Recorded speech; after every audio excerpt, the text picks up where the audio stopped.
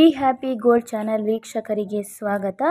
February ತಿಂಗಳಿನಲ್ಲಿ ದಿನಾಂಕ 15ರಿಂದ 29ರವರೆಗೆ ಕುಂಭರಾಶಿಯವರಿಗೆ ಹೇಗಿದೆ ಎಂದು ನೋಡೋಣ ಬನ್ನಿ. ಈ ಮಾಸ ಭೋಗವಸ್ತುಗಳಿಂದ ಲಾಭವಾಗುತ್ತದೆ. ಸ್ನೇಹಿತರಿಂದ ಲಾಭವಾಗಲೂಬಹುದು.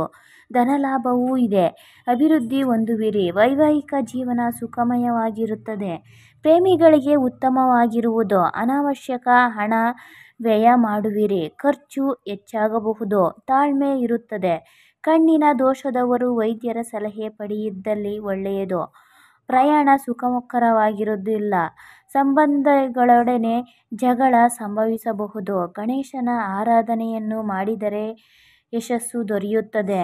ನಿಮ್ಮದು ಚಂಚಲ ಮನಸ್ಸು. ಕೆಟ್ಟ ಮಾತುಗಳನ್ನು ಆಡದಿರಿ. ದುಷ್ಟ ಕೆಲಸಗಳಿಗೆ ಬೋಧನೆಯೂ ಆಗಬಹುದು.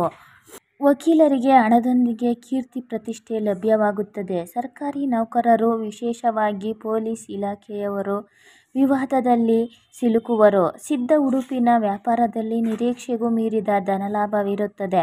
ಹೋಟೆಲ್ ಸಂಬಂಧಿತ ವ್ಯವಹಾರಗಳು ಅಬಾಧಿತವಾಗಿದೆ. ದೊಡ್ಡ ಕಾರ್ಖಾನೆಗಳಿಗೆ ಸಹಕಾರಿಯಾದ ಉಪಕಸುಬು ತೊಂದರೆಗೆ ಸಿಲುಕಬಹುದು. ಶ್ರೀ ಮಹಾಲಕ್ಷ್ಮಿ ಪೂಜೆ ಮಾಡಿ.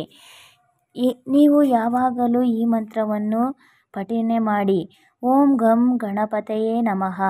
ಶುಭ ಸಂಖ್ಯೆ 5.